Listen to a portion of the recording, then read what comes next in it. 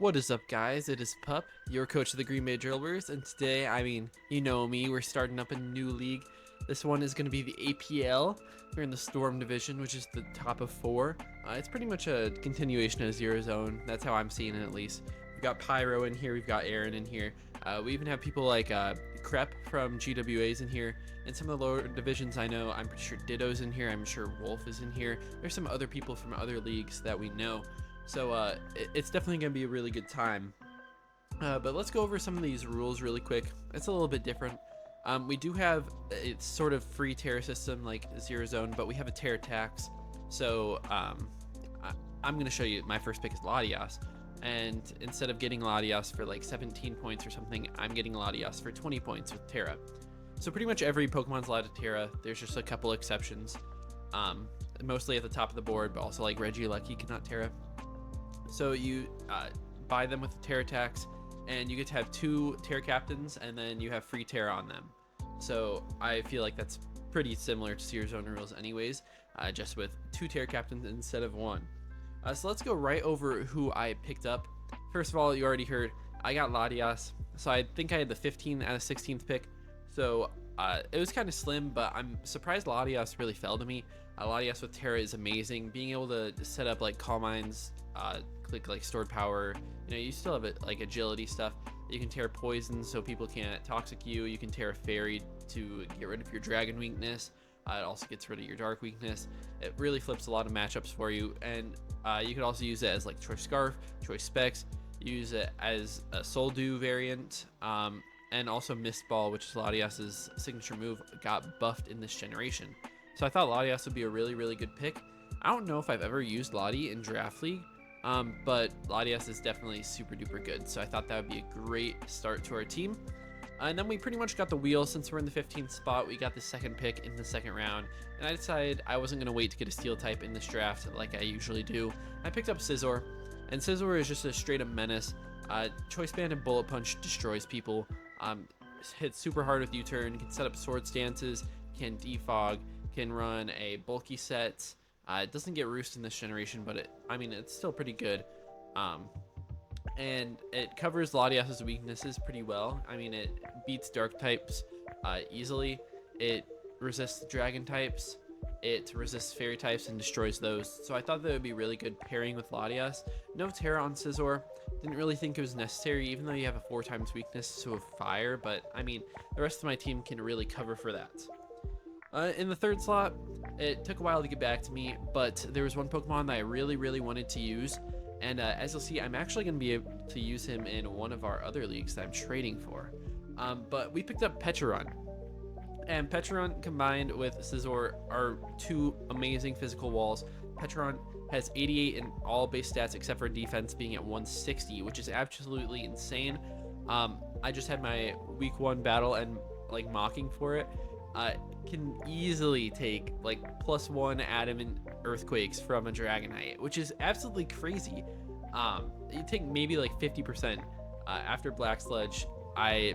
It's a roll to be like 2 KO'd, which is crazy coming from +1 adamant Dragonite.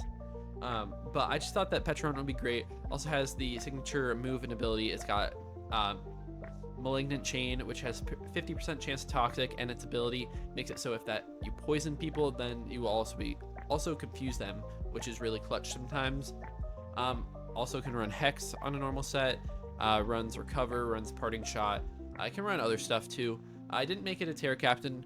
Could definitely be a really good one, turning it into a water type to be super bulky, turning it to a bulky fairy type could also be great. Just could change a lot of matchups. But I thought that I didn't really need Pecharon as a Terra Captain. I like the poison typing a lot. I like having a grounded poison, so I thought that Pecharon would be a perfect fit on our team. And now next up, I'm going to double up on the steel types here. I'm picking Tinkaton, and I'm picking it up with Terra. So I'm picking up a fairy, so I get the fairy, pick up steel, so I double up on that. But I can also change my typing. So I can run, Terra Flying to watch out for like ground type moves that my team is decently weak to be honest. I can Terra, I have a weakness to fire. I can tear into water to get rid of that. So I thought that would be pretty good. Always a great lead, Thunder Wave, Stealth Rocks, Gigaton Gigaton Hammer is 160 base power. It destroys stuff. I think it gets knockoff, which is great. It gets a lot of other moves that you wouldn't expect, like Ice Hammer it has. So, I mean, I guess you'd expect that with a giant hammer that it swings. But, it's still a really, really good mon. I thought it could provide a lot of good utility to me, and that's why I picked it up. And I thought that as a Terra Captain, it would be pretty exceptional on my team as well. Next up, I picked up Crocodile. Thought that my team was weak to knockoff for sure. I mean, obviously, Tinkaton can take it pretty well, but Latias and Petron really, really do not want to take that. I don't want my items knocked off on Scizor very much either. So I got Crook, who can easily tank those knockoffs and other dark hits. Intimidate to lower their attack. I can also run Moxie. I can even run Anger Point. Probably won't happen like it did in the PSL, though. That was crazy with the Toro sweep. But I can also run on Crook like strong ground coverage. I get strong knockoffs of my own. Stone Edge is going to be strong, but I also get rocks. I get taunt. I get like a good anti-lead. It also just matches up really, really well into a lot of other people's leads. They want to lead with rocks. They're usually leading with a rock or steel type, which Crook can absolutely destroy. So I thought that would be a really good addition to the team. It's also been nice to have a ghost resist, since we have Petron and Latias also weak to that. Then we move on. Next Pokemon I grabbed, I mean, it doesn't fit the team like the best, but I really wanted to use Inteleon. I just thought it would be really fun. So yeah, Inteleon's the next pick. Base 120 speed is really strong, and getting like snipe shots is going to destroy people. It'll definitely catch people off guard. In the Zero Zone, it got used in the playoffs, and it was actually really, really clutch. I think versus in like the first two games of the playoffs, it got like 6 kills or something crazy. So Inteleon was definitely popping off, and I decided I really wanted to use it. I remember using it when it came out. I'm not sure in draft leagues or just like using it in like Smogon, but it does a lot of work, and it's really fun to use. So I thought that could fit on the team well.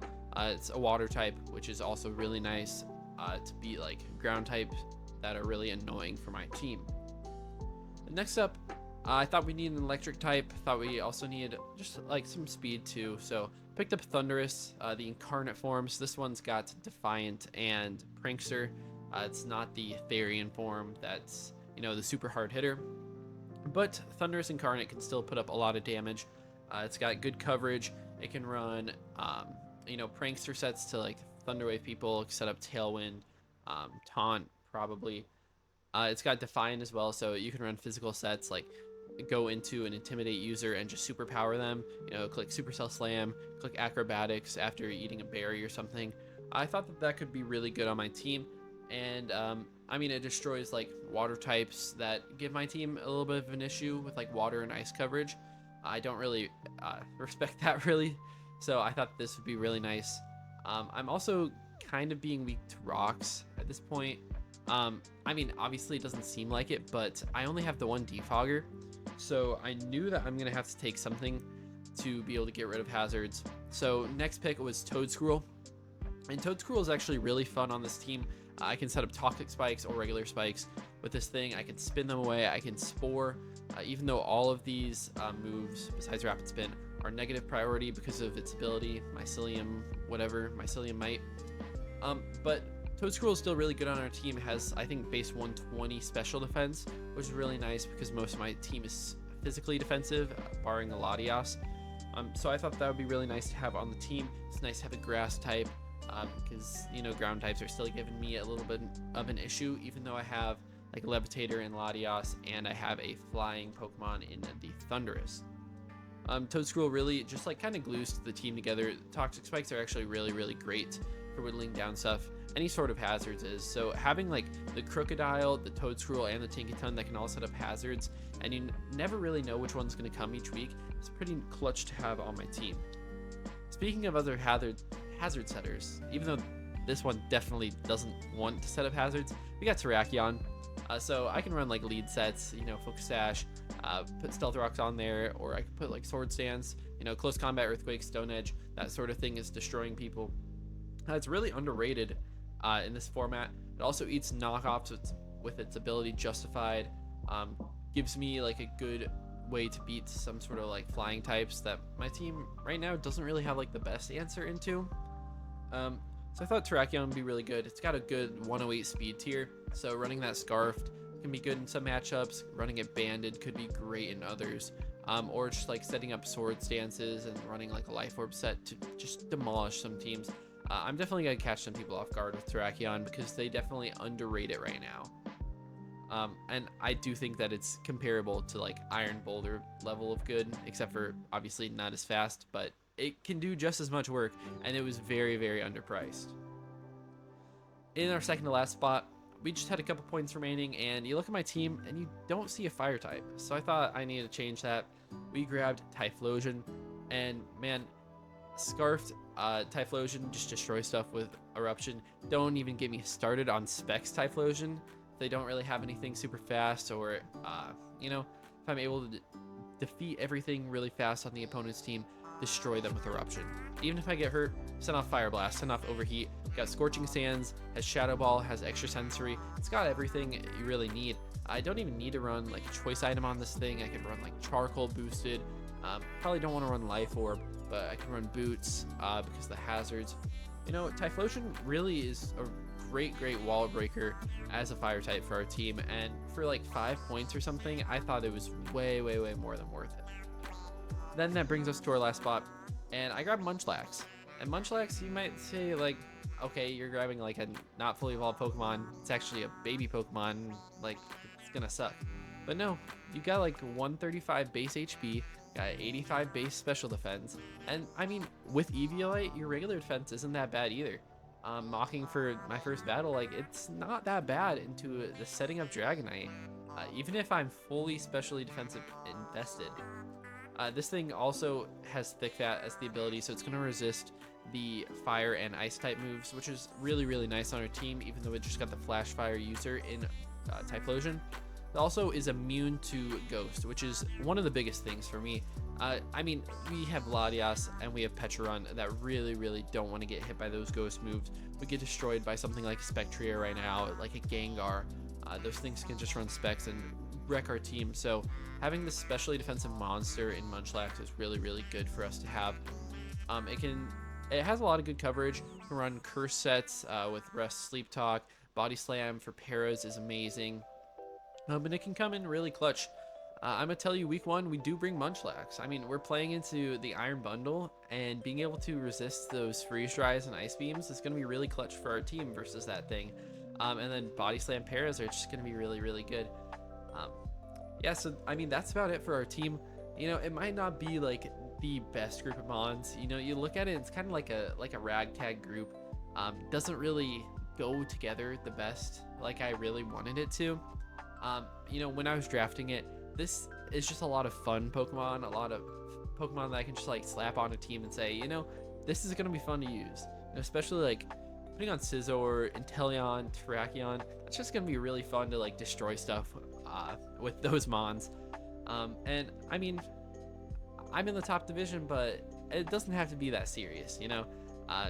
I've got this team, I'm gonna have fun with it. Hopefully we can get some wins out of it. Hopefully we can get back at Aaron, who beat us in the Zero Zone regular season and knocked us out of the playoffs. We play them week 3, so hopefully we can get our revenge on them and maybe even knock them out of the playoffs later in the season. We also play Pyro, which he's seeking our revenge, on us for beating him and pretty much locking him out of the playoffs in Zero Zone. And then we play Crep as well, who we've played in the GWA. I think we've beat him when we played. But I mean, there's people coming for us. There's people that we're really going for, and it's going to be a really fun regular season. And hopefully we can make the playoffs and be competitive again like we have been in most of our other leagues. So that's about it for the recap for the APL. If you guys enjoyed it, please make sure to leave a like and subscribe, and I'll see you guys in week 1 battle next weekend. Peace out.